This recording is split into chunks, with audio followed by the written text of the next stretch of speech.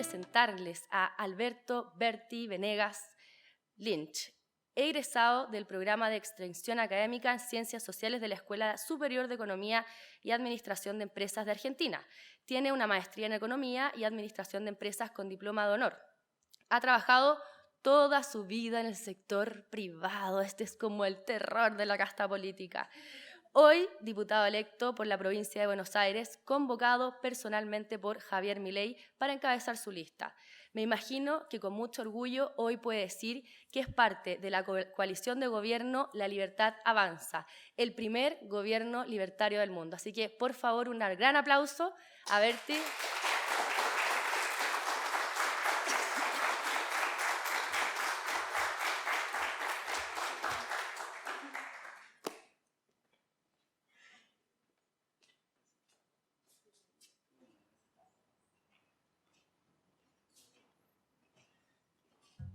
Buenas tardes a todos. Un placer estar aquí.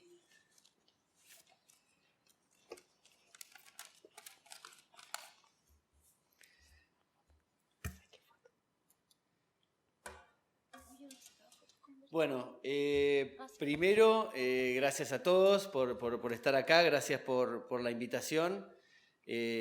A Fernando Sagredo, muchísimas gracias que me ha invitado a través del CEL, Centro de Estudios Libertarios, y especialmente quiero hacer referencia a Fernando, que además de considerarlo un gran amigo, a él le incomoda estas cosas, pero me mira con cara así incómoda porque es muy perfil bajo, pero la verdad que hay que ponerlo realmente en el lugar que se debe, porque es un empresario exitoso que pone tiempo y recursos en la batalla cultural y reconoce la importancia de la batalla cultural, que es fundamental, y veníamos hablando esta mañana en un desayuno con empresarios que también ayudan a la causa y ven la conexión que existe, que es indispensable entre hacer negocios respecto a la protección de la propiedad privada y los negocios que han sabido construir, porque creo que los Castro, los Chávez siempre están a la vuelta de la esquina. Entonces es importante, y ha comprendido Fernando como algunos otros empresarios que no sobran. Generalmente los empresarios les gusta estar en la cresta de la ola también con sus oficinas de public affairs y haciendo lobby y demás, y generalmente como el mainstream está justamente del lado del socialismo, financian todo ese aparato, con lo cual no es común encontrar empresarios que apoyen las ideas liberales y son los que entienden esto que ha dicho Thomas Jefferson, que el precio de la libertad es su eterna vigilancia, y es un trabajo que tenemos que hacer cada uno de nosotros. Ahora me voy a referir también a algo de la batalla cultural, que hago mucho énfasis siempre. Pero bueno, primero ese agradecimiento al CEL. Después, bueno, cuando hablamos del título, que hizo referencia a Claudia recién, me preguntan cómo qué título me quería referir para la charla. Digo, bueno, la revolución liberal. Entonces dice un chileno que está en el equipo de Fernando, me dice, un momentito. Acá en Chile, el término liberal puede significar muchas cosas, vos. Tú no estás en Argentina, vos. Entonces me cuenta justamente la diferencia que hay del tema liberal con el tema libertario. Entonces, obviamente, la batalla cultural también está ahí, en la parte terminológica. ¿A qué nos referimos? Y toda esta cuestión también del progresismo y el posmodernismo, ¿no? Que nos instala el relativismo hermenéutico, el relativismo epistemológico, también para conducirlo al relativismo moral y queda todo lo mismo, y esa subversión en la comunicación que nos hace gracia a nosotros, que hablen las X y demás, tiene mucha significación de fondo. Entonces, respecto de la terminología y el tema liberal, yo los invito, por supuesto en un proceso de transición, a empezar, por ejemplo, hablando sobre el liberalismo clásico, en el término clásico del liberalismo, y volver a rescatar una palabra que es muy linda, que también, igual que en Chile, fue expropiada en Estados Unidos por los izquierdistas. Entonces hablan de libertarian y se van corriendo. Después cuando le expropien libertarian o libertario aquí, van a tener que buscar otro término.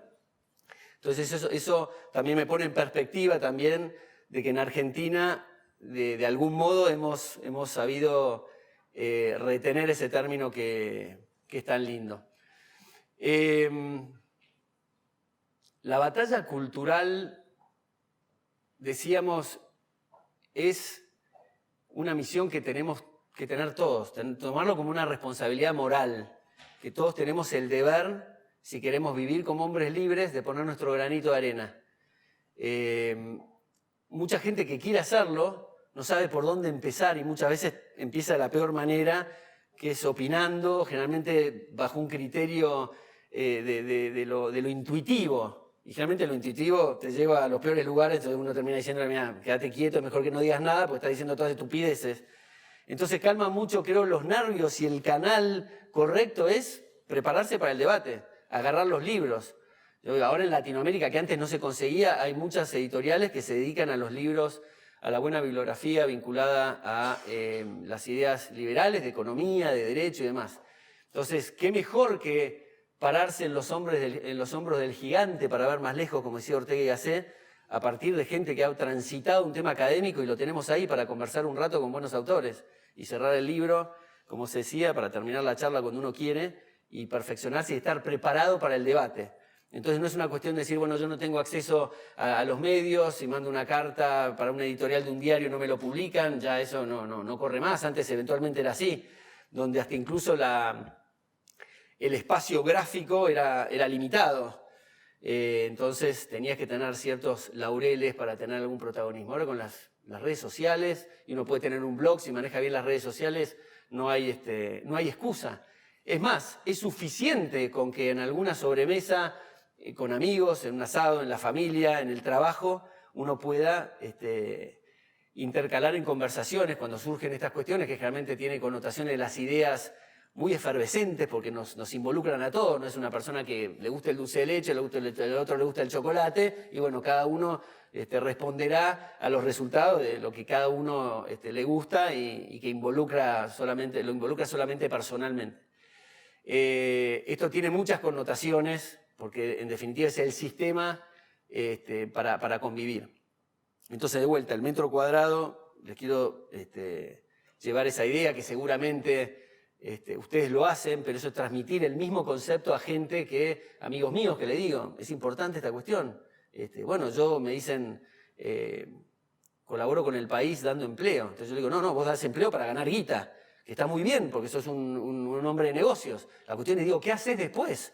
Y ahí me retrotraigo de nuevo al caso de Fernando, un empresario exitoso que está absorbido por los tiempos por su negocio, pero le dedica aún así tiempo y recursos. Y eventualmente, si no te dan los tiempos directamente, apóyenlo a Fernando, digamos. Ese es básicamente el mensaje. Apóyenlo a quien pone una fundación y demás.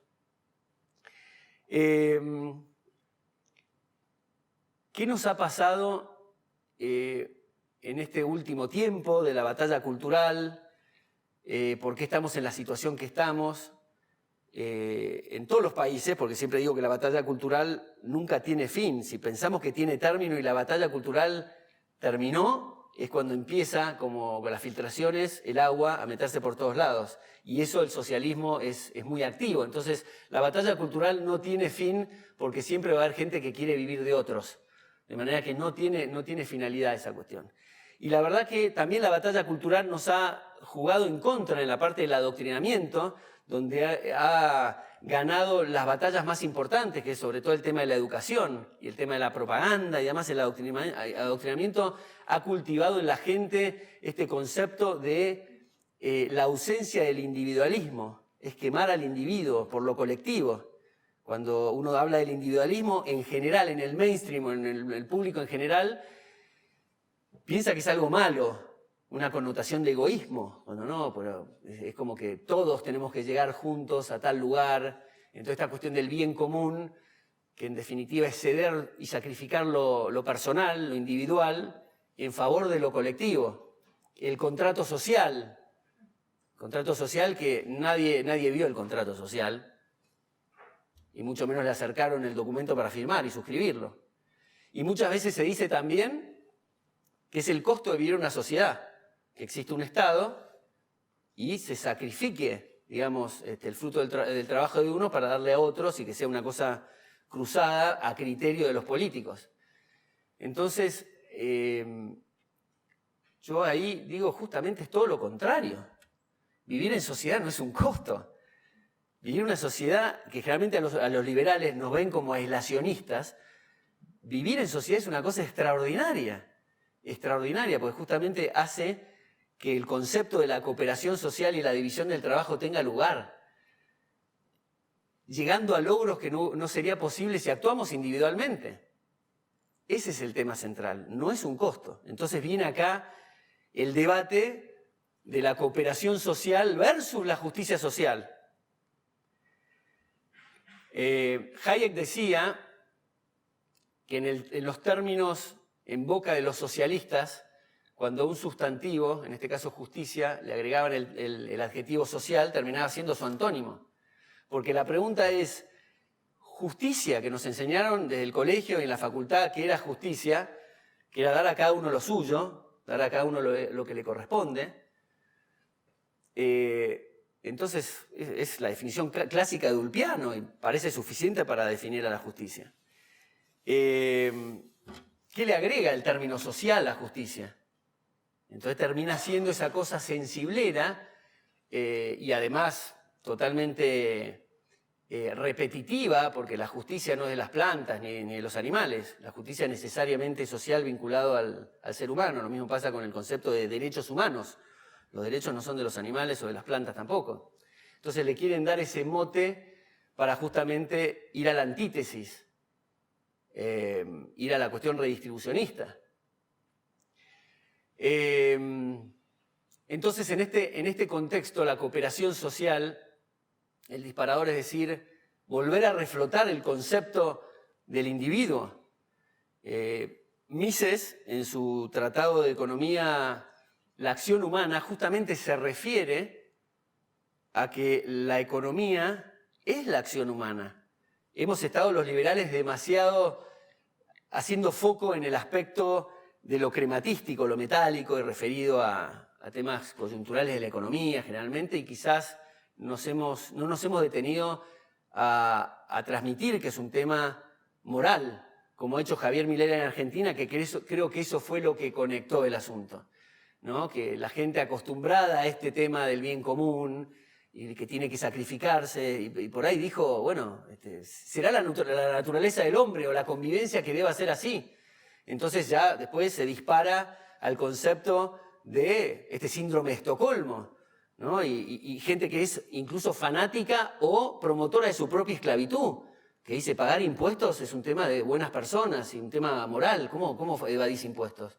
La vez pasada, en un acto proselitismo de la Libertad Avanza, que fui con Vicky Villarruel, en Escobar, en la provincia de Buenos Aires, en el diálogo con la gente, en las preguntas, una señora confió que se había confesado con un sacerdote porque había evadido impuestos.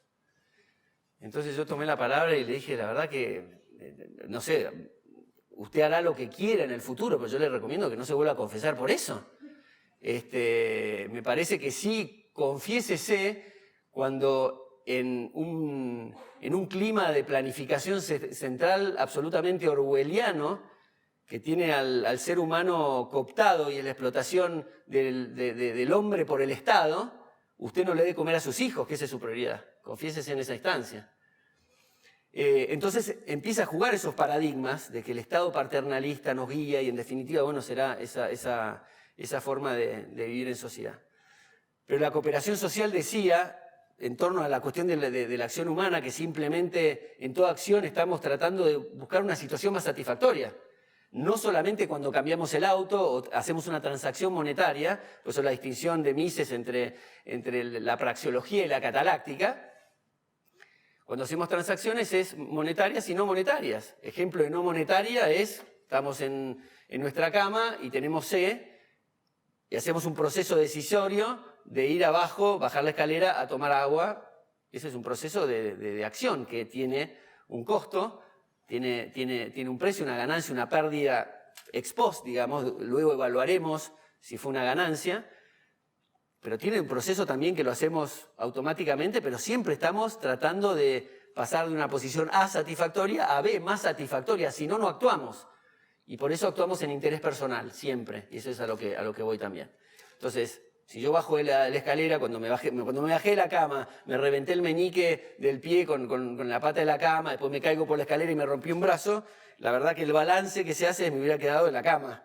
Obviamente no tenemos la información completa del asunto, por eso actuamos y por eso también hay pérdidas del plano de la economía en términos monetarios y en no monetarios también. Pero siempre actuamos por interés personal. Quiero dejar también ese mensaje que es importante. Está en la naturaleza del hombre actuar en interés personal. No es algo que podemos hacer y no es un tema de qué pensamos que puede ser esto del interés personal. No, siempre actuamos en el interés personal. Lo cual no quiere decir ser egoístas.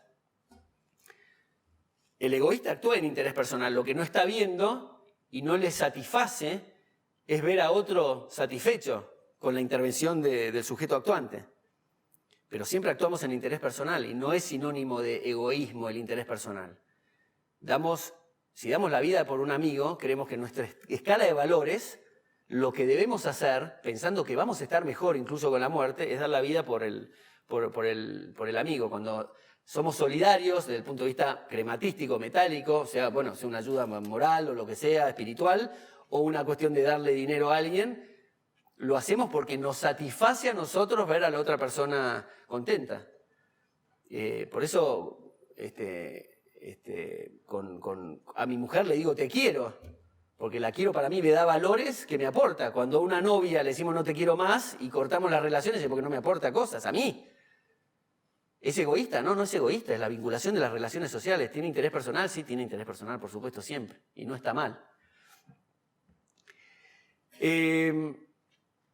Muchas de las discusiones creo que se ahorran también en esta cuestión del involucramiento del Estado, si actúa el Estado o no, diciendo, bueno, ¿para qué querés Estado? Yo generalmente corto ahí esos asados que por ahí te agarran todos y hablan todos al mismo tiempo. A ver un minuto. ¿Dónde está parado cada uno? ¿Para qué quieren Estado?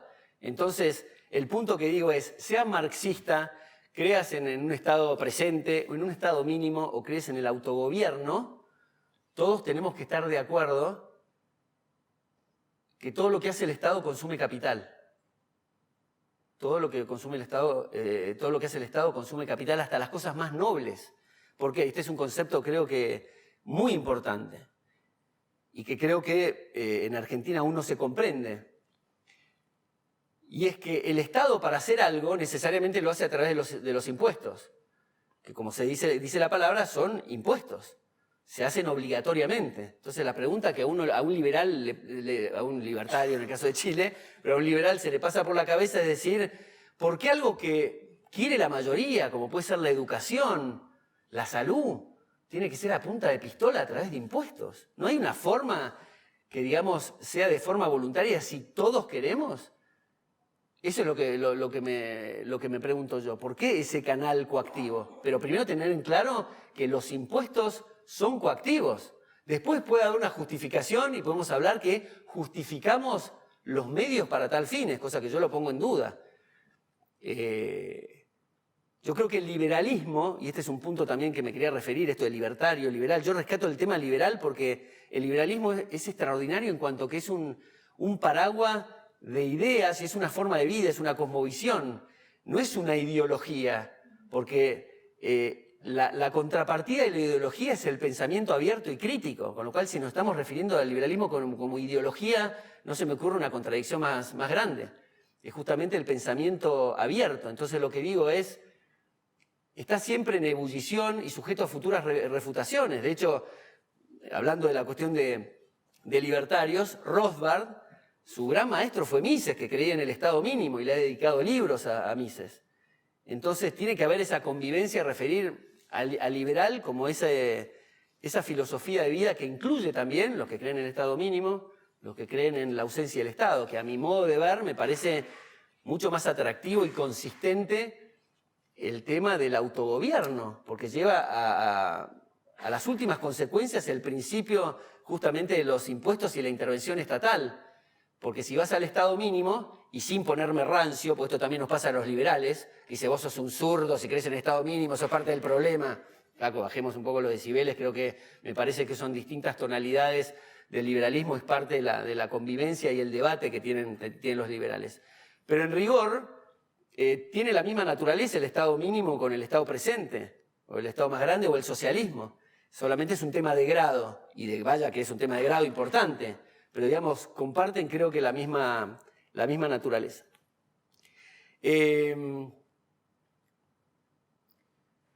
También otra cosa que, vinculado a que para qué queremos gobierno, que para mí es, dentro del concepto de la democracia, es para proteger los derechos individuales y a impartir justicia, y la democracia se ha reducido en nuestros climas en Latinoamérica a que sea solamente el día del voto, que se nos dice, bueno, la fiesta de la democracia. Bueno, sí, que eso es un proceso importante, obviamente, que la gente se pueda expresar quién quiere que lo represente en el marco de la democracia. Ahora, la verdadera fiesta de la democracia creo que es el día después, y la democracia es el día después. Cómo esos representantes velan por la protección de los derechos individuales de la gente. Porque la verdad que en Argentina, en los últimos 40 años, que se habla del retorno de la democracia, no sé si hemos vivido en democracia cuando hablamos del respeto a la vida, la libertad y la propiedad y la igualdad ante la ley. No lo veo muy así. ¿Y por qué el liberalismo? ¿Por qué el liberalismo? Porque justamente tiene dos aspectos fundamentales, que es el principio moral que tiene el liberalismo, que es lo que hay que apalancarse, el concepto moral del respeto irrestricto al proyecto de vida del prójimo. Esta definición de mi padre, que la ha acuñado mi padre, pero la ha difundido mucho Javier, que él habla también sobre el principio de no agresión y lo extiende en defensa de la vida, la libertad y la propiedad, que engloba un principio muy importante. Y desde el punto de vista económico, de los incentivos, lo que decía antes del interés personal, no hay interés personal cuando se viola la vida, la libertad y la propiedad. Eso ahuyenta, es refractario justamente para el concepto de trabajo, ahorro e inversión, un trinomio fundamental para el crecimiento y el progreso, la única forma de crecer.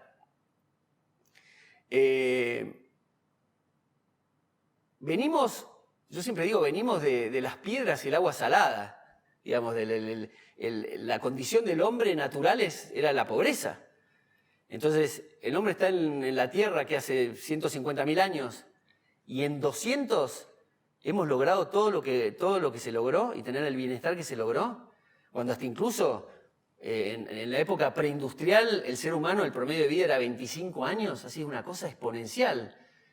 Y lo que se ilustra como el palo de hockey, digamos, ese ascenso en la calidad de vida y en el bienestar fenomenal. ¿Qué ha sido eso?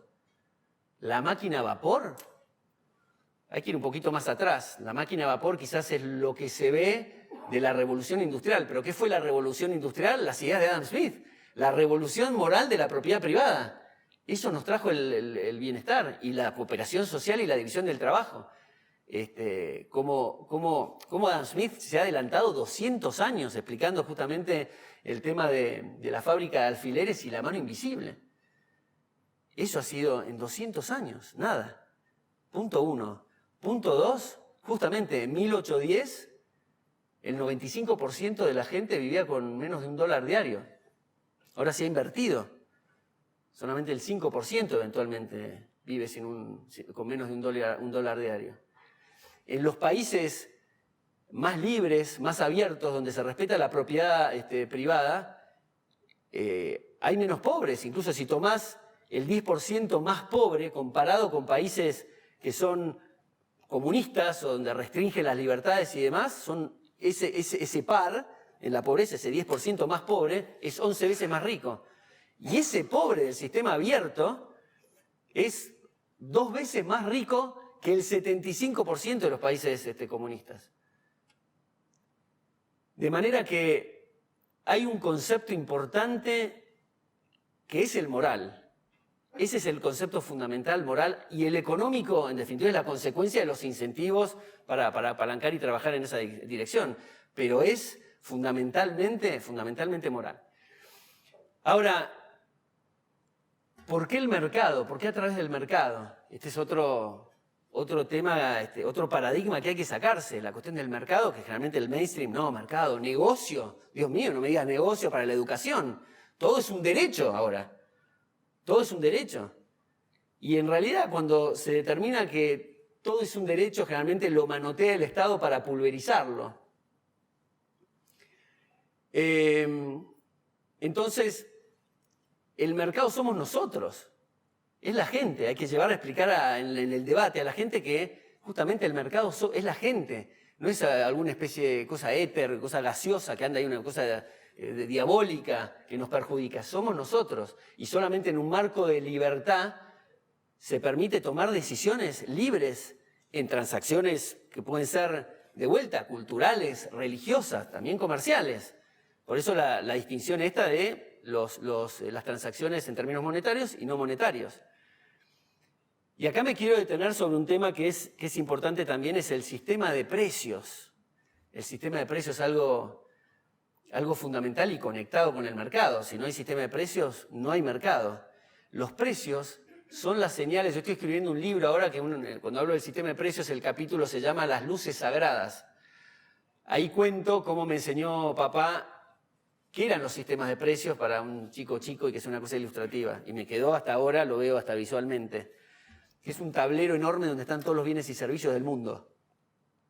Y no sé por qué me lo imaginé como los tableros viejos, tipo los Rolodex de los aeropuertos, con las chapitas, los más viejos se acordarán, donde iban pasando, ahora son televisiones y demás. Donde están todos, zanahorias, corbatas, bicicletas, y al lado tiene una luz colorada, de mayor o menor intensidad. Entonces, quien quiere intervenir en la economía, intervenir me refiero a participar en la economía, está atento a ese tablero.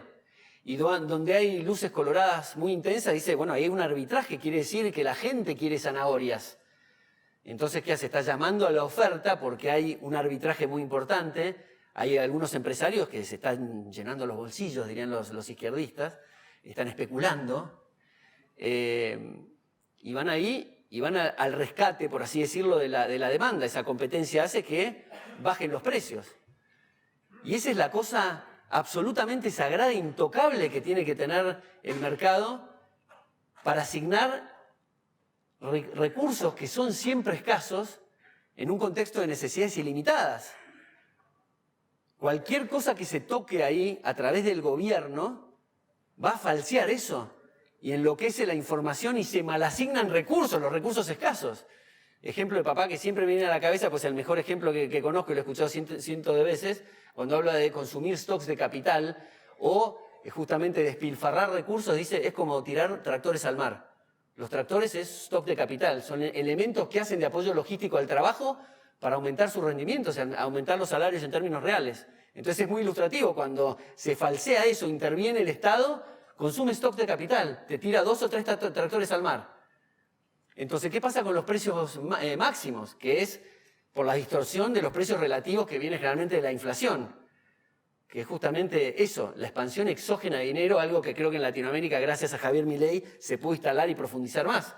Porque desde que yo tengo uso de razón, nos vienen diciendo que, bueno, los delirantes kirchneristas te pueden decir cualquier cosa, que es la sequía, la lluvia, no sé, qué sé yo, el dolor de hígado del ministro del Interior, cualquier cosa.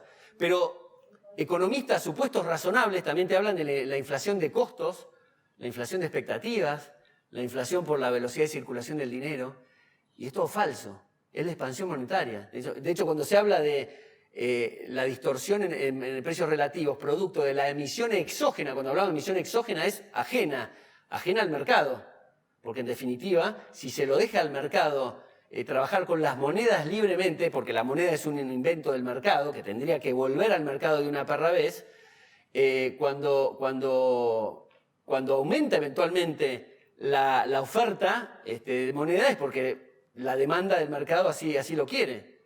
Entonces, el tema de precios es sagrado y no se tiene que tocar si no mal asignamos recursos. Entonces, volviendo al tema, y sin meterme ahora en el tema de la inflación, volviendo al tema de los precios máximos, hay un ejemplo que creo que es ilustrativo y pasa todos los años en Argentina. Todos los años en Argentina. Viene el verano. Entonces la gente va a comprar repelentes. Sube el precio de los repelentes. Entonces interviene el Estado. Y dice, estos son los especuladores de siempre, los aprovechadores de siempre, como que si la gente, no sé, que le gustaría vender paraguas los días de sol. Obviamente, busca la oportunidad y en definitiva a mayor producción, bueno, la gente lo demanda, sube los precios.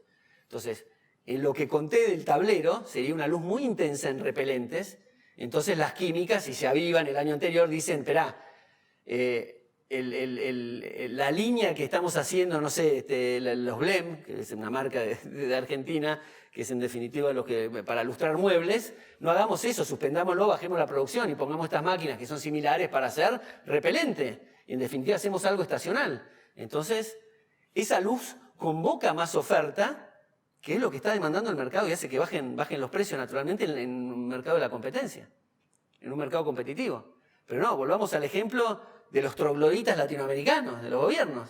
Y dicen, no, bueno, intervengamos esto, es una injusticia. ¿Cómo puede ser que, qué sé yo, en agosto el repelente estaba en 5, ahora se fue a 10? Estos aprovechadores, vamos a ponerle precio máximo. Vamos a volver a 5 cuando valía 10. Entonces, ¿qué efecto produce eso? Lo que vivimos desde que yo tengo uso de razón y lo siguen haciendo, le cambian solamente el nombre. Precios justos, precios cuidados, precios pirulo, pero es básicamente lo mismo. Son precios máximos. Entonces, cuando se le pone a 5, cuando tendría que valer 10, la lucecita de los empresarios está casi apagada. Entonces, el empresario que tendría que ir al rescate ahí de la demanda, dice, no, la verdad que no es negocio y los repelentes. Está falseando la información. ¿Y qué produce eso? Que mucha gente vaya, obviamente, a demandar eso, cuando salía 10 vaya a 5, vale 5, se aumenta la demanda, baja la oferta porque se termina la producción, incluso hay un agravante que es el oferente marginal, es decir, que está con un margen muy chiquito compitiendo en un mercado muy competitivo, le pusiste el precio por abajo del costo y lo fundiste. Entonces estás haciendo otro perjuicio adicional. Para ir terminando, y sé que creo que hay 3 módulos en esta actividad, una charla con Vanessa y después preguntas, intercambio de ustedes, y no lo quiero hacer más largo que esto, hablar de los marcos institucionales. Yo creo que hemos estado demasiado distraídos, también en Latinoamérica, de los marcos institucionales, demasiado concentrados en la parte de la economía, que obviamente no es un tema menor, todo esto que estoy contando es un tema de economía y hacen al bienestar, y hacen a la libertad, y hacen al interés personal, y hacen a correr un poco al Estado justamente para que prosperemos. Pero no se ha hecho el trabajo realmente del tema de la importancia que tiene, para empezar, la Constitución Nacional, en el caso argentino, y en el caso de todos los países. La Constitución Nacional es la carta magna que defiende a los ciudadanos del gobierno. Y generalmente lo que se ha hecho es que esa Constitución que habla sobre la división de poderes, el poder ejecutivo, legislativo y judicial, históricamente, y yo puedo hablar por Argentina, ha sido una connivencia para explotar al ciudadano, todos cómplices para explotar al ciudadano. El poder judicial totalmente politizado, adicto al poder ejecutivo, y el poder legislativo, que tienen que ser tipos justamente que con la Constitución en la mano le pongan límites al Poder Ejecutivo en defensa de los ciudadanos, ha sido otro cómplice. Entonces estamos en el peor de los mundos. Y ahora se habla del tema de los derechos sociales. Digamos, de vuelta, derechos sociales, y se habla de la sociedad del ser humano, es redundante, son derechos. Ahora, ¿a qué le llaman sociales? Siempre tienen cosas en la dialéctica socialista que son subterfugios para llegar de una manera más de sugarcoating, digamos, de adulcorado, para que entre, y un principio de fondo mucho más fuerte. Porque tengamos en cuenta que el Manifiesto Comunista de Marx y Engels de 1848, que era un panfleto que parecía que no valía la pena, terminó siendo uno de los documentos más influyentes de nuestra época. Y si lo leen, vendría a ser una plataforma política de un partido moderado. Hemos tomado todo eso. Habla justamente de la nacionalización de la moneda, el tema de los impuestos progresivos, el tema del adoctrinamiento, el tema que justamente tome la educación, la cosa gramsciana, la reforma agraria, todo eso ya lo hemos incorporado. Entonces, esto de los derechos colectivos, no existe tal cosa como los derechos colectivos. Son derechos siempre individuales. En Argentina hay una frase muy conocida de Eva Perón, que para mí fue la precursora del clientelismo político. Básicamente persiguió a todas las fundaciones y obras de caridad que justamente se dan en momentos de bonanza donde hay libertad, la posibilidad de la solidaridad y ayudar a otros. Las persiguió y básicamente las cerró a todas y las nacionalizó básicamente, creó la Fundación Eva Perón para hacer clientelismo. Decía que donde hay una necesidad, nace un derecho. Entonces, no se me ocurre definición más corrupta para el acabose de la civilización eso. Porque, ¿qué quiere decir? Primero, hay un tema moral, obviamente. Parte de un tema moral. Donde hay que circunscribir el asunto que los derechos son a la vida, la libertad y la propiedad. Ustedes acá creo que están hablando de los derechos sociales. En Argentina se habla del reconocimiento de los derechos. Un presidente dice, bueno, yo que les reconocí derechos y vamos a seguir reconociendo derechos. Bueno, pero pará, ¿qué más hay de la vida, la libertad y la propiedad? ¿Qué más hay de eso? La igualdad ante la ley es el gran igualador, todo lo demás es igualitarismo, son privilegios. Entonces, en Argentina también hemos sufrido reformas constitucionales que se han alejado del principio alberdiano justamente y fue en contra de eso.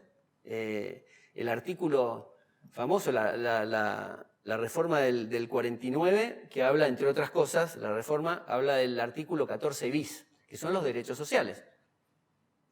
Y para dar un ejemplo, hablan sobre el tema de la vivienda digna, que todos tienen derecho a una vivienda digna. Entonces hay que parar la pelota un poquito y decir, a ver, pará. A cada derecho corresponde una obligación, ¿correcto? Si yo tengo una vivienda y tengo derecho a esa vivienda porque me la gané, siempre se corresponde una obligación. La obligación de todos ustedes es respetármela. Esa es la contrapartida de ese derecho. Ahora, si yo digo que tengo derecho a una vivienda que no poseo, la contrapartida, los vuelvo a mirar a ustedes, ahora la contrapartida es que ustedes tienen la obligación de dármela. Entonces, eso no es un derecho, es un pseudo derecho, a través del nombre de derecho, de bastardear el derecho, es ir justamente a una lesión de derechos de alguien.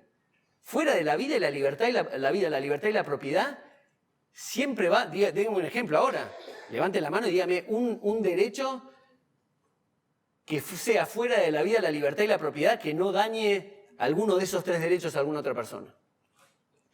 Entonces, me parece que hay que tener muy en claro esta cuestión de los derechos sociales, hasta dónde va, hasta dónde se usa el Estado justamente para este clímax del político tradicional, que es lograr perpetuarse en el poder a través del voto de las mayorías, prometiéndole la explotación de las minorías.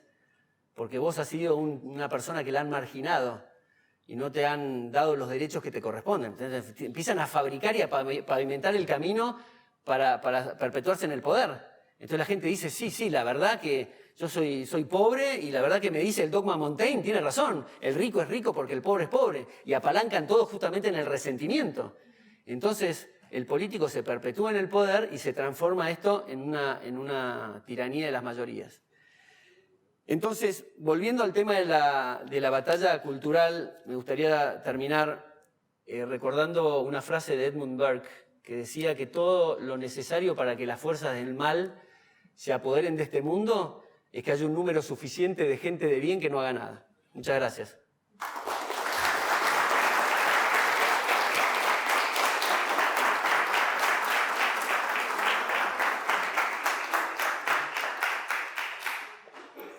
¿Aquí? Muchas gracias, Berti.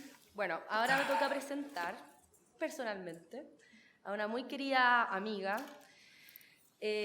una guerrera, yo diría que es la punta de lanza de la batalla cultural en nuestro país. Polémica, sin pelo en la lengua, libertaria. Vanessa Kaiser, madre de 3 hijos, periodista, escritora, sus publicaciones en medios nacionales como también internacionales, magíster y doctor en Ciencia Política y Filosofía de la Universidad Católica de Chile. Vane, por favor, acompáñanos. Un aplauso para Vane.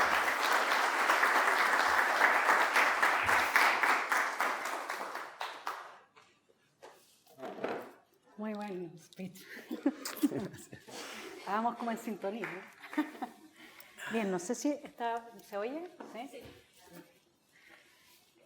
Quería comenzar también, hemos hablado ayer con Berti y me ha contado sobre cómo su padre fue una gran inspiración para él.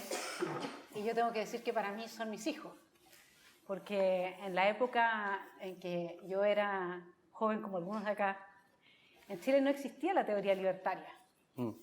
Y sí había mucha rabia ya en contra de la casta en términos de el típico negocio, ¿no es cierto?, de los empresarios, como les dice Milei, con el poder político. Y ya se hablaba mucho de eso. De hecho, Gallagher le hizo una invitación en su primera campaña a Sebastián Piñera diciéndole, bueno, me imagino que usted, como tiene todos los recursos que alguien pueda querer tener, no va a tener que entrar a hacer negocios para sus campañas, para financiar sus campañas, luego se ha legalizado todo eso de otra forma. Nada ha resultado muy bien. Pero entonces yo, claro, era una persona que iba con este discurso más de izquierda, en el sentido no de crecimiento del Estado, pero sí de que había una casta que estaba de alguna manera asfixiando la libertad. Bueno, de ahí nace estos tres niños que son rothbardianos, libertarios, ¿no? Y te quería contar dos anécdotas con mi hijo menor a propósito de ciertos temas que trajiste. Yo había dejado de fumar un año y de pronto dije, voy a fumar un cigarrito una vez a la semana, en la noche, día domingo. Y mi hijo menor me pilla, me dice, mamita, ¿y usted no había dejado de fumar? Ya, pero es uno nomás. Usted está como los mini-arquistas. Uno nomás, un poquito de Estado. Un poquito de Estado y va a ver cómo termina siendo siempre el Estado más grande y va a terminar fumando todos los días. Y tenía razón, mira, a propósito de la discusión, ¿no?, entre estos libertarios más todavía aguerridos por su juventud, pero fundamentalmente la moral que tiene un joven como ese es desconfianza absoluta hacia el poder político y el Estado. Y el segundo ejemplo que te doy a propósito de que recuerda a von Mises y todo lo que es la intervención, ¿no?, del Estado en el sistema de precios y en general los problemas que tenemos en comunidad, la gran mayoría de las veces solamente empeora, decía Friedman, ¿no es cierto?, el problema o genera más problemas la intervención del Estado. Y les quería contar esto como anécdota nomás. Este niño me dice un día, yo ya sé cómo se va a llamar mi partido político libertario. Tu problema no me importa. Así no se mete el Estado y tenemos menos problemas, ¿no? Obviamente que no sería muy popular. Bueno, ese niño se llama Axel, así que algo por ahí de influencia le ha llegado, ¿no? Nos sacaba, por lo tanto, con mi hermano aquí la estirpe de los libertarios en Chile. Y quería comenzar entonces preguntándote a propósito de este gran logro moral, en parte importante, porque la batalla que ustedes han dado ha sido moral. Si tú miras en el mediano plazo, corto plazo, ¿cuál es a tu juicio el problema más difícil de resolver para el gobierno de Javier Milei? ¿Cuál es el desafío más grande donde se ve menos oxígeno, menos posibilidad de movimiento y que por lo tanto tiene que estar en el centro de todas sus preocupaciones? Quizás lo más importante es que son demasiadas cosas para encarar. Claro, hemos estado demasiado distraídos y permisivos con el crecimiento del Estado. Entonces yo lo ilustro como una especie de hiedra venenosa que empezó por los tobillos, se fue, hasta la tenemos acá, asfixiando el cuello. Y eso obviamente va a tener dos cosas. Una, que estamos en una situación también de oxígeno complicado, y otra, que la hiedra también quiere vivir y ya quiere subsistir. Y se crearon, en este caso, los intereses vinculados a la subsistencia de esa hiedra que hoy vive feliz y está muy verde. Pero digamos, la persona que está rodeada, que es el sector privado, el trabajador, en definitiva ha perdido como 30 kilos con el parásito, digamos, que tiene. Entonces son muchas cosas, está el aspecto social, está el aspecto de los intereses. Yo lo ilustro como que tenemos muchas bombas para resolver y desactivar, como en las películas hay que ir cortando el cablecito que tenga el color indicado, porque eso también irá en detrimento del programa. Pero todo acompaña, creo, de la comprensión de la gente. La comunicación también es otro aspecto, que la gente sepa qué es lo que recibimos, que nos acompañe. saber esto que dice Javier, que van a venir momentos difíciles, que básicamente es también, ¿sí? Muchas veces me sale ilustrarlo con ejemplos. Viene el kirchnerismo a nuestras casas y nos tomaron el whisky, pusieron los pies con la bota con barro en la mesa, rompieron platos y terminaron incendiando porque prendieron el hogar, incendiaron la casa y ahora la foto es que, bueno, la tenemos toda quemada. Entonces la gente tiene que tener paciencia y decir, bueno, vamos a empezar a poner estos ladrillitos con un poco de cemento, empezar a hacer la pared, la cocina, en fin, y que vea y que interpreta y haga viva para que adhiera a un programa que aún no ve los resultados y que vea que existe desde el punto de vista de la idea, conexión, razonabilidad y coherencia con el proceso, es decir, este es el mapa que vamos a hacer, porque va a ser 6 meses complicados, vamos a tener 2 años, eventualmente casi 2 años, de esta inercia inflacionaria ya generada, la casa está quemada. Entonces es importante conectar con eso y seguir empujando siempre el tema de la batalla cultural. Pues de vuelta, la batalla cultural no termina. Yo creo que tiene la importancia y el peso de Argentina también, no solamente en el tema electoral de contagio en la región y en Chile, sino también el contagio que puede tener de los resultados. Que también en muchos casos del programa de gobierno nos hemos nutrido de la buena experiencia de Chile y la oportunidad también que se tiene de ir tras un camino y reconocer dónde ha sido algo que no se puede aplicar en la Argentina por el contexto, o eventualmente dónde ha funcionado mal en Chile para tratar de hacerlo mejor. Y eso en definitiva es el tema de que se dice prueba y error. No me gusta decir prueba y error porque parece una cosa así, de decir, bueno, vamos viendo y a ver qué pasa. La verdad que Javier ha tenido la responsabilidad que yo no he visto en otro candidato en la historia mundial de los procesos electorales que he conocido y he vivido, que me interesa también el tema, no solamente las ideas, sino cómo se aplican también a la política, de que un tercer partido que recién se incorpora, que también es muy sano, que terminar con el bipartidismo, que se incorpore una tercera fuerza, ¿qué se puede suponer y que sea una idea liberal? A nivel nacional, 5%. ¿Viste? 2 dígitos, decir, bueno, pará con la fantasía. Dice uno, digamos, sin conocer el contexto y con el diario del lunes, se sabe, pero digamos, ¿qué puede haber ahí? Bueno, esa persona cuando se candidateó empezó a trabajar con ministerios en las sombras, con gente que eventualmente no iba a participar en la gestión, pero a gente proba en su actividad, o sea, bueno, economía fue la primera, creo, hace 1 año y medio nos juntábamos en economía, defensa, seguridad, energía de gas, de petróleo, energía eléctrica, telecomunicaciones, la reforma fiscal, la modernización del sistema laboral, con toda gente, los nombres que hay ahí son tipos que son liberales, otros no lo son, pero saben dónde está el punto de dolor y comparten y hay una convergencia, gente que trabajó en el Estado, que en definitiva está bueno, porque conoce la entraña del Estado para destriparlo, sabe hacia dónde vamos. Entonces todo eso suma un valor increíble, y lo he vivido de cerca, y esos son los resultantes de lo que vamos a ver ahora cuando sea oficial, los spin-offs de los equipos de gestión. Hay gente que quería participar y dice, mira, yo todavía estoy activo en mi rubro, de manera que no quiero meterme en política. Otro dice, mira, no me nombres ahora, pues yo pierdo el trabajo. Bueno, pero toda gente de un civismo importante que quiere colaborar, por supuesto, todo ad honorem, para hacer esta reforma. Entonces, digamos, prueba y error, yo no diría que es prueba y error. Digamos, se han tomado todas las variables posibles para sentarse el 10 de diciembre y que esto salga bien.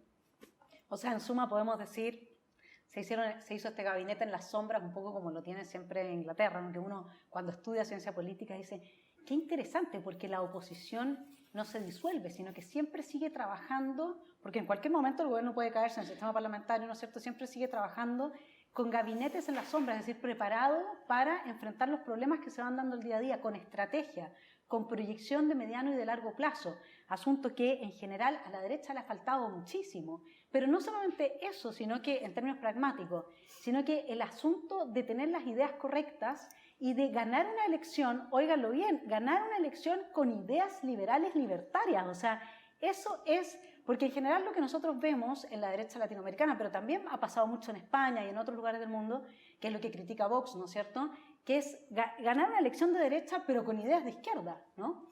Bueno, tío, yo mientras hablaba pensaba en eso justamente, que ha cambiado por completo el paradigma, donde generalmente esos eventuales gabinetes en la sombra son para estar atento a la alternancia de oficialismos y oposiciones para dirigir vidas y patrimonios ajenos, es para lo mismo. Ahora Javier viene con algo distinto y justamente la carga filosófica que tiene, no vine a guiar corderos sino a despertar leones, me parece espectacular y encierra toda la filosofía. Encierra toda la filosofía, es la gente que hizo el clic de lo que decía yo más temprano, esta cuestión de que, bueno, nos enseñaron que en bien común me tengo que sacrificar y tengo el paternalismo, el Estado nos dice. Cuando yo tengo un espíritu más borgiano que dice, ojalá llegue un día, sería muy saludable para el país donde el político caiga en el olvido y caiga en desuso. Y no sé esta cuestión de que ve un político y le vienen 700 micrófonos, claro, porque en definitiva le va la vida al ciudadano en esto. Se enferma el ministro de Economía, entonces es una cosa, o le duele la garganta, o estaba con ataque de hígado, estaba de mal humor, entonces todos los mercados suben, bajan. En los países donde no se sabe quién es el presidente o quién es el primer ministro, y que esos son los mejores países, los que mejor anda y mejor caminan, porque ahí, digamos, renacen los mercados, florece la propiedad. No es posible que en Argentina, yo siempre lo ilustro de un laburante que tiene 3 trabajos, se toma 14 colectivos en el barro, pues su casa no está pavimentada cuando llueve, llega a la casa molido, mete la llave en la cerradura, le toca así a alguien, se da vuelta, es el Estado, para robarle el 70% de lo que hizo. Esa es la vida del argentino. Entonces la gente conectó con eso y dijo, esto no puede seguir así. Y viene alguien que después también acierta en pronósticos y demás, entonces dice, este tipo sabe y está diciendo algo que siento yo y lo he dicho, pero claro, como yo soy por ahí un camionero que no estudié y qué sé yo, pero me conecto con algo que es nada, el tipo conecta con el sentido común y conecta con la naturaleza del hombre, que es la libertad.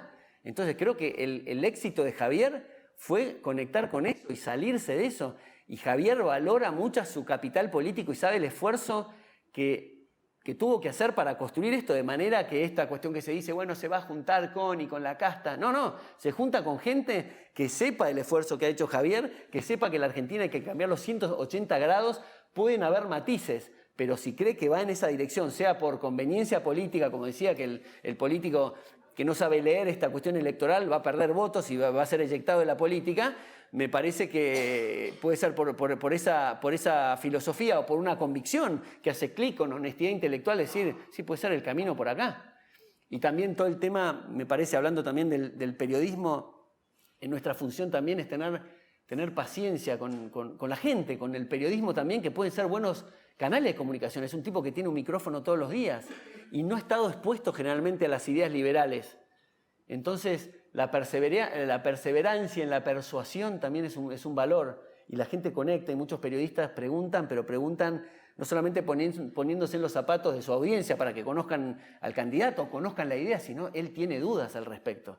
Porque esta cuestión de decir que me preguntan mucho también, bueno, ¿y cómo hacer con el tema del comercio? Y cuando le dicen, el gobierno no tiene nada que hacer con el tema de comercio. Esto de ir con delegaciones para abrir puertas. ¿Qué hace el gobierno haciendo eso? Volvemos. ¿Para qué querés gobierno? Para proteger los derechos individuales y impartir justicia. ¿Qué tiene que hacer en el comercio? Nada. Y si empezás a avanzar sobre otros ministerios, incluso que, bueno, será para otras batallas, pero la verdad que todo lo que siga a ministerio es para controlarlo. Hay algunos que se justifican dentro de la concepción de la democracia, como puede ser el tema de defensa, como puede ser el tema de seguridad, pero hay otros ministerios que es justamente para controlarlo. Entonces es en detrimento siempre del sector privado y la libertad de los individuos. Sí, y ahí lo que dices de los periodistas es interesante porque tampoco se han expuesto nunca a que, a ti te han preguntado mucho, ¿no? La calle, ¿qué va a hacer Milei con la calle? La calle se llama ahora, po. No tienen ninguna idea, ninguna doctrina de izquierda, no son gente activista políticamente hablando. Entonces han inventado este eufemismo de la calle para no hablar literalmente de un golpe de Estado, que ahora recién el presidente Piñera, el expresidente, reconoció que le habían dado un golpe de Estado, pero acá se hablaba de estallido, pero era la sociedad, era social. no era que debajo de toda esa molestia que uno la reconoce en las protestas, hubiese al mismo tiempo un movimiento subversivo y revolucionario que quisiese hacerse de la Constitución y votar al presidente democráticamente electo. Entonces también a los periodistas este sentido común de, no es que la calle va a venir a votar a Milei, ¿y qué va a hacer Milei con la calle? Es como una calle así que no tiene ninguna idea marxista, de doctrina, de absolutamente nada. Es bien impresionante cómo saben ir tapando las huellas del avance, digamos, de esta intolerancia a la alternancia democrática en el poder que tiene la extrema izquierda, ¿no? Sí, yo creo que lo que decimos como casta se refiere justamente a la gente que quiere mantener los privilegios, y eso está incluido en el periodismo, lo hay, obviamente la política, muchos empresarios, sindicalistas, y justamente como pivoteamos en el tema de no tocar partidas sociales, porque son las víctimas hoy de este proceso, y hay que ir contra el victimario, que es el Estado, claro, pierde el argumento el gerente de la pobreza, el que necesita que sea sustentable la pobreza y que se mantengan pobres, porque en definitiva ese es su negocio. Y esto es para sindicalistas, para justamente esta gente que hace las movilizaciones. No hay motivo de efervescencia acá abajo en la base. Son estos tipos que se ponen en evidencia haciendo justamente manifestaciones y usando a esta gente como peones o carne de cañón para sus privilegios. Entonces eso hay que evidenciarlo y hay que reconocerlo, pero se vio mucho en esta campaña esa resistencia digamos, del mainstream y el statu quo, porque son los privilegios de la gente que no quiere cambiar. Y el tema de los empresarios me fastidia especialmente, porque creo que gente me parece preparada, que te sigue hablando. Eventualmente hay gente de bien que justamente no se ha preparado, no ha agarrado los libros, entonces naturalmente ve como la igualdad de oportunidades, por ejemplo, como algo positivo. Entonces le está dando entre y camino a apertura para seguir en la dirección de justamente toda una agenda que es muy pesada, que viene detrás de eso, que en definitiva cuando vos suscribís la igualdad de oportunidades estás suscribiendo el tema de la lesión de derechos, que es algo tan importante. Y nunca los izquierdistas han explicado, a ver, contame cómo vas a hacer la igualdad de oportunidades. Yo varias veces he citado a León XIII, que tiene una cita sobre la desigualdad espectacular, que es una cosa natural del hombre, con lo cual también es la desigualdad de los resultados. Afánanse pues los socialistas, hablando de la igualdad, y que esa es buenísima la cita. Y ese es el tema, es reconocer que todos somos distintos. Entonces la igualdad, de vuelta, la igualdad ante la ley es el gran igualador, pero algunos nacen con más inteligencia, son más altos para jugar al básquetbol, son más hábiles para jugar a la pelota, y eso es lo fantástico también que tiene la cooperación social y la división del trabajo. Somos todos distintos, tenemos distintas inclinaciones y preferencias, y justamente donde todos somos ignorantes nada más que en temas distintos, decía Einstein. Y justamente la cooperación social y esos procesos hacen que te ubiques en los lugares donde está tu fortaleza. Y la división del trabajo hace esta cosa fenomenal yo cuando me reflexiono sobre eso es mirar a nuestro alrededor, de tener la posibilidad de tener una obra de ingeniería tal y de arquitectura que estamos abajo de no sé cuántas toneladas de cemento, esto no se cae, los aviones que vuelan, los celulares, las telecomunicaciones. Bueno, eso ha sido producto justamente de nada más y nada menos que el respeto a la propiedad privada, que crea ese incentivo para ser los mejores que podemos ser. Entonces a mí cuando me hablan de la educación, que es una cosa tan importante, yendo a la materia educativa, donde tenemos que partir de decir, justamente somos todos distintos. ¿Y qué nos han tratado durante tanto tiempo? Dejemos el adoctrinamiento de lado por un minuto, que también es un regalo que trae el tema del monopolio y la fuerza que tome la educación. Somos todos distintos, tenemos distintas inclinaciones. ¿Cómo es esto que desde el vértice político hay un ministerio que te dice qué es la educación y lo hace obligatorio? Pucha, somos todos distintos, o sea, necesitamos distintos contenidos, distintas propuestas, y en el mercado se necesitan distintas cosas. O sea, tenemos helados de distintos sabores y tenemos distintas heladerías y tenemos un solo ministerio de educación cuando es la base de todo. ¿Qué nos pasa? Entonces también ministerio de educación es para controlar la educación. Entonces vamos al colegio, 14 materias, no sé cómo será ahora, en mi época eran 14 materias. Entonces tenés que ser bueno en biología, en geografía, marcando las corcheas, saltando en alto. Y estás perdiendo el tiempo muchas veces, porque nada de eso me interesó muchas veces. Entonces estás perdiendo capacidad cortical y toda la apertura que tiene un chico desde joven, que está abierto a todo y es una esponja, lo estás liquidando. Por el chico que le gustaban los dinosaurios y la investigación de las ciencias naturales y lo tenés ahí saltando con un pantaloncito blanco porque no llega al metro 80, que sea para marcar con una tiza en gimnasia. Entonces, justamente desregular la educación, abrirse. Claro, la gente lo primero que te dice es, de nuevo, paradigma del Estado. Y te dice, pará, pero va a haber entonces una universidad que te va a dar el título, suponte en economía o en administración de empresas, porque haces un salto de aquí a aquí y te preguntan 1 más 1, le dices 2 y te dan el título. ¿Cómo haces eso? ¿Qué va a hacer el Estado al respecto? Paradigma del Estado terrible. Pero escuchame una cosa, si hay una institución que te da el título de economía por saltar en rango, está liquidada esa institución, eso se sabe, está liquidada esa institución como la verdulería que vende tomates podridos. Está liquidada esa institución en el mercado laboral y académico, y vos con ese título no sé qué vas a hacer porque tampoco va a ser una cosa reconocida. Entonces se despierta algo que me parece fascinante, y quiero compartir con vos, Vanessa, es el tema de los entes reguladores.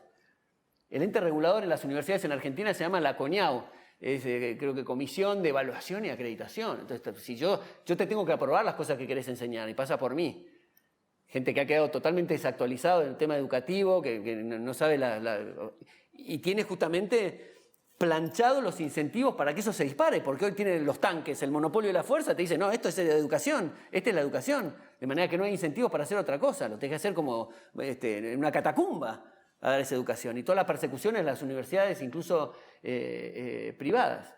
Entonces supongamos que no hay CONIAU, vos ponés tu universidad, nosotros dos ponemos una universidad. ¿Qué hacemos? Y bueno, se despierta esta cuestión de decir, che, nos tenemos que diferenciar del tipo que eventualmente va a poner la universidad para dar títulos de salto en alto y que tengan el título en licenciatura de economía. O aunque sea una cosa que apunte al prestigio, nos tenemos que diferenciar. Entonces, ¿qué hacemos? Y auditorías privadas, como se hacen las auditorías contables, que te firma un auditor externo, te firma el balance, pues te lo analiza y va en la reputación de ese auditor. ¿Qué crees que te va a firmar eso con una coima? Te tengo una coima, arreglamos ahí y yo te lo firmo. Pierde el negocio, pierde el negocio. Entonces en la esfera del Estado no hay incentivos, hay discrecionalidad, hay coima, todo es un desastre. En la cosa también urbana, de las aprobaciones urbanas, se caen los edificios, se caen los balcones, se incendia la gente adentro porque había más gente de la que supuestamente se tenía que tener. Entonces en una universidad decimos, ¿qué podemos hacer? ¿Y qué sé yo? Una doble titulación con NYU, una auditoría académica de Georgetown que viene cada 6 meses a ver ese es nuestro sello de calidad. Vos a tu hijo, cuando se libere la cuestión, suponte del transporte, que dice, pero ¿cómo hago yo? Voy a subir mi hijo a llevar en vacaciones con todo el colegio en un bus y que me tengo que tirar abajo para ver el cardan o ver el dibujo de las gomas que no estén lisas, que no se vaya a desbarrancar. No, los sellos de calidad. Hoy se desbarranca porque lo controla el Estado. Absolutamente, me recordaba, hace una semana le mando a mi hijo menor, ese mismo del que hablaba, una foto de su primer día de clase. Y me dice, mi primer día de esclavitud, mamá, me dice. Fue realmente siempre esa impronta, ¿no? Bueno, yo tenía algo parecido, que yo no era un buen estudiante y papá me pasó una frase que me encantó, la hice grande yo y la puse, me dediqué a hacer las letras, era bastante bueno en temas manuales y hice todo un molde, todo de cada una de las letras en papel, que cada letra era así, la recorté, que son todas del mismo tamaño, que al final la puse todo en un contact, digamos una pegatina de un solo lado, transparente, y lo puse así en mi cuarto, que era de Mark Twain, decía, don't let your schooling interfere with your education. No dejes que tu educación sea interferida por justamente la educación formal, digamos. Entonces a mí me encantaba, porque estaba en la educación formal y ponía eso, pero no estudiaba mucho. Y ahora el tema de la educación está muy complicado porque hay una homogenización a nivel global, impulsada por UNESCO, impulsada por distintos organismos internacionales, respecto de temáticas como cambio climático, como educación sexual integral, que se reparten por igual, como si fuésemos todos iguales, justamente homogéneos, ¿no? En distintos países, y como planes de gobierno, adoctrinadores. Es un asunto muy complicado y que va en contra del derecho preferente de los padres a educar a sus hijos, por supuesto, a elegir el proyecto educativo de sus hijos. Educación climática es lo mismo. Quisiera hacerte una pregunta. Suele suceder que esos empresarios de los que uno habla, que no saben tanto de ideología o teoría política o qué sé yo, creen que la manera de frenar esta calle violenta es a partir de mayor redistribución, es a partir de garantizar derechos sociales, es a partir de entregar la institucionalidad y que con eso se calma todo. Lo dijo Ricardo Lagos una vez en Chile, yo lo escuché misma, digamos, en la entrevista que le hicieron, un expresidente dijo, para tener el costo de la paz social es la redistribución. ¿Será esa la fórmula o será ese el pensamiento que ha llevado a la socialdemocracia a hacer del Estado un leviatán tan gigantesco como el que tiene Argentina hoy día? Claro, es imposible que una cosa violenta como la redistribución o la supuesta ejecución de la igualdad de oportunidades sea para la paz, porque la guerra no son el ruido de los morteros y las balas de plomo. La guerra también es del monopolio de la fuerza contra los ciudadanos, sin disparos, pero es una cosa súper violenta. Entonces, usar el monopolio de la fuerza para extraer el fruto de trabajo de uno para darle a otros y que termine una sociedad de salteadores de caminos donde todos tenemos la mano metida en el bolsillo de nuestro prójimo y ver cómo hacemos una carrera más rápida al gobierno para obtener un privilegio, me parece la cosa más incivilizada y más violenta que se me ocurre. O sea, no veo que ninguna paz social por ese lado. Me dan pena los empresarios que por un tema de corto plazo están vendiendo y sacrificando el futuro de sus hijos por tener vacaciones y mandarlo a un buen colegio. Me parece que hay muchos que saben esa cuestión y quieren justamente sacarse un tema de encima, incluso grandes empresarios que se ha escuchado hablar sobre el tema del salario básico universal y estos delirios. El concepto y gente que es sumamente innovadora, con lo cual ve el futuro y sabe que el factor trabajo es siempre faltante y siempre está todo por hacer. Entonces dice, no, acaba de llegar un punto con la tecnología y la inteligencia artificial y todo que nos vamos a quedar sin trabajo. Entonces hay que parar la pelota y empezar a repartir las tareas como si fuera justamente el tema de la clásica cosa de suma cero y las pizzas. Pero sí hay todo por hacer y aparte gente deslumbrante desde el punto de vista de la visión que tiene a futuro. Entonces no me entra en la cabeza si es un tema simplemente de sacarse el spotlight del Estado, que es gente que gana mucho dinero, y decir, bueno, le tiro una al Estado para alimentar una discusión en línea con lo que creen, pero creo que es una cosa sumamente, un juego muy peligroso.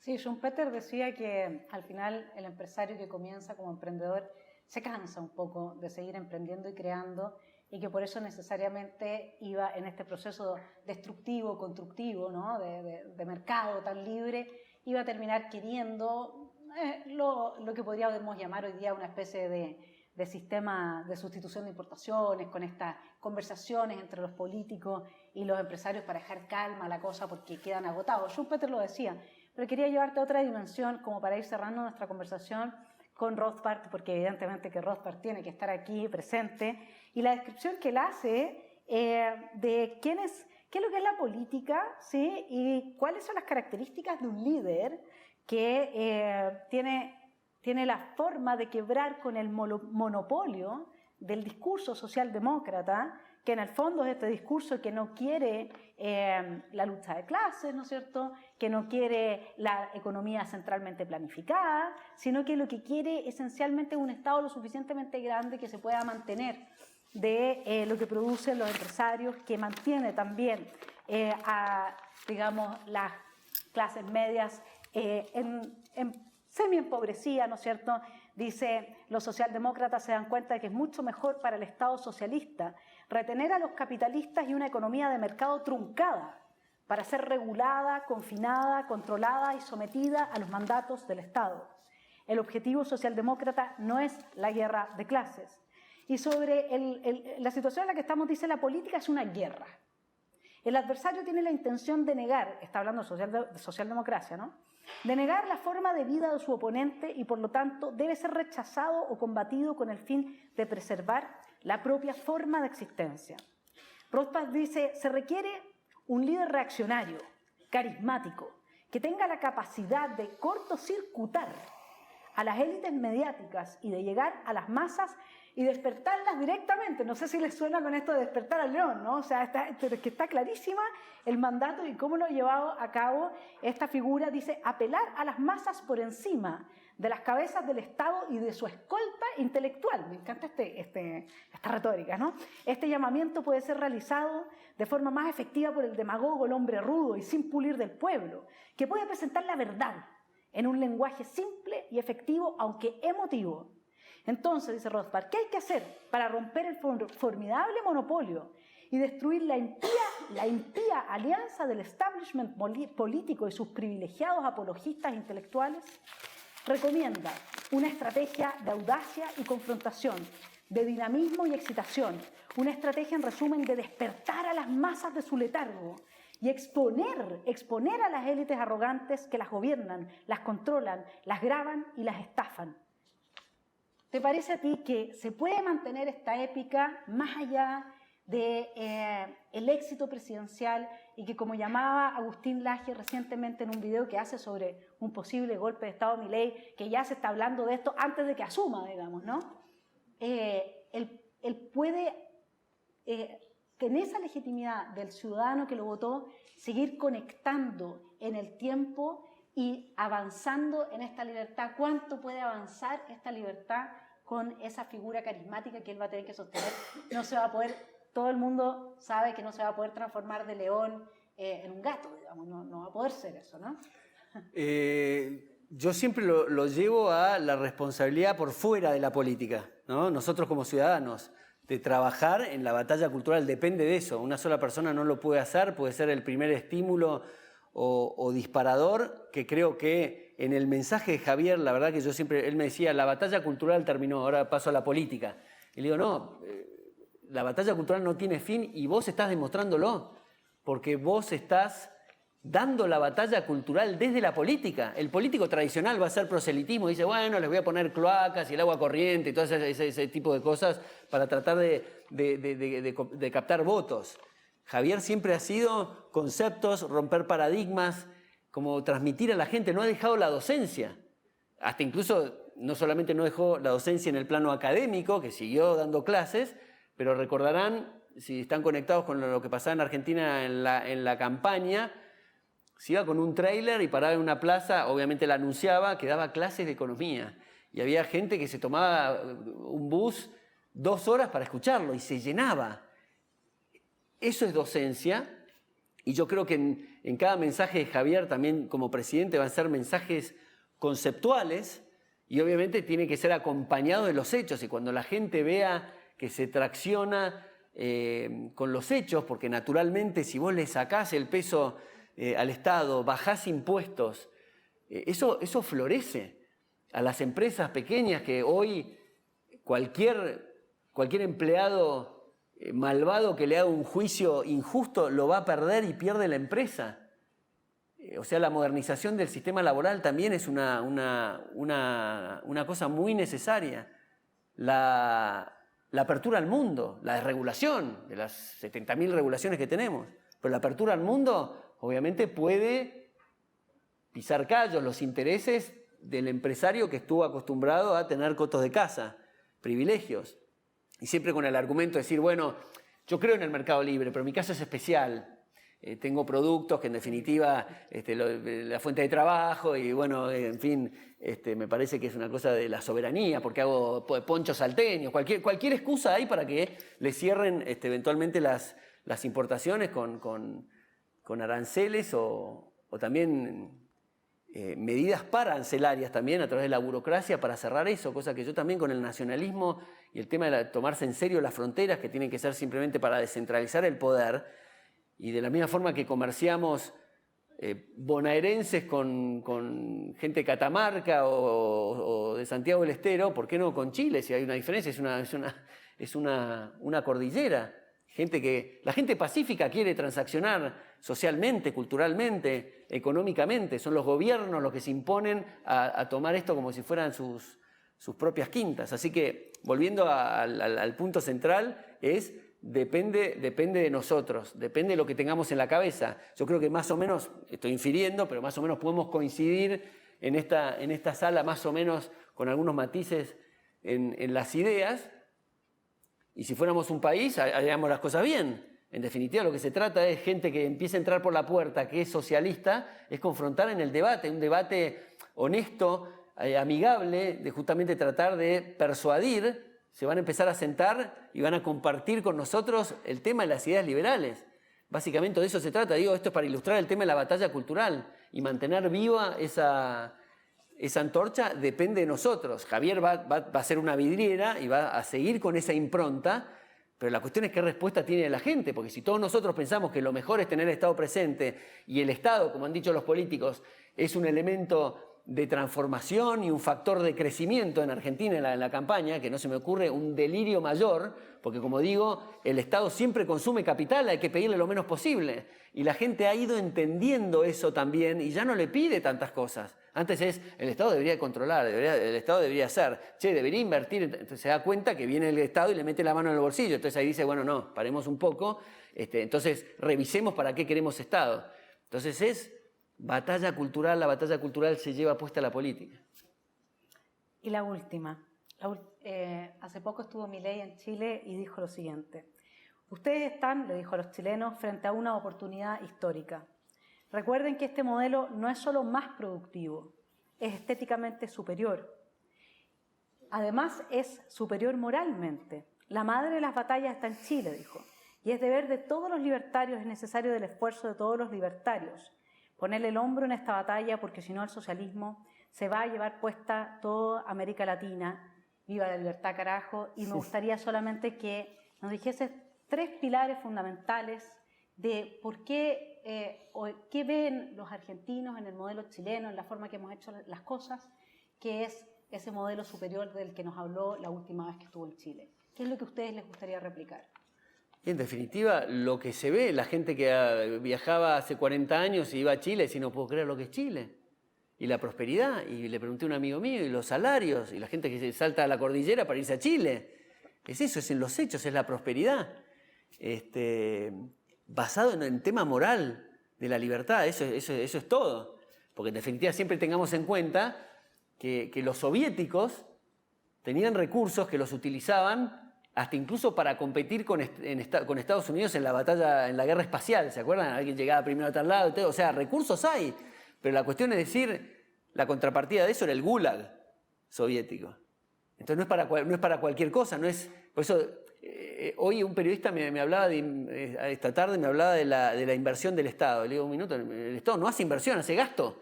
No, bueno, pero son calles, en fin. Bueno, eso se puede interpretar, pero hay que ver lo que se ve y lo que no se ve de Bastiat, el economista francés del siglo XIX. Decía, hagamos el ensayo de lo que se ve y lo que no se ve. Lo que se ve es la ruta. Lo que no se ve es que otras cosas no existen por esa ruta. Menos corbatas, menos patines, menos triciclos, que la gente quería y le extrajeron recursos coactivamente para hacer eso. Entonces ustedes dirán, bueno, pero una ruta tenés que tener. Bueno, pero siempre es subóptimo eso. Si eso lo hubiera tenido el mercado, y el mercado quiere hacer una ruta, lo hace con las prioridades de esto que digo, de los recursos son escasos, las necesidades son ilimitadas, y si es el momento, lo va a hacer de mejor forma y de una forma óptima, que es dejando al mercado actuar. Cuando se dice, se critica la educación y el presupuesto educativo, que en definitiva también se lo consume toda la estructura y llega a la escuela rural migajas, se lo consume toda la estructura política. Cuando uno dice hay que terminar con esto, claro, saltan los privilegios, los que están en el privilegio de la educación, y dicen, está en contra de la educación, está en contra de la educación. No, al revés, estoy a favor de la educación. Es que sea mucho mejor y pase justamente por el mercado. Entonces, empresas estatales, todo eso es transversal. Banco Central es transversal respecto al principio de decir, che, loco, ¿estás poniendo un comité de burócratas a decir cuánto tiene que ser la oferta monetaria? ¿Estás poniendo un comité de burócratas que decide coactivamente que hay que tener una aerolínea? Cuando en realidad el Estado es para proteger los derechos individuales e impartir justicia. ¿Dónde está eso? Y encima da pérdida y lo paga alguien que su perra vida se subió a un avión. Así es. Muchas gracias. A Te ti. has pasado por todo. Gracias.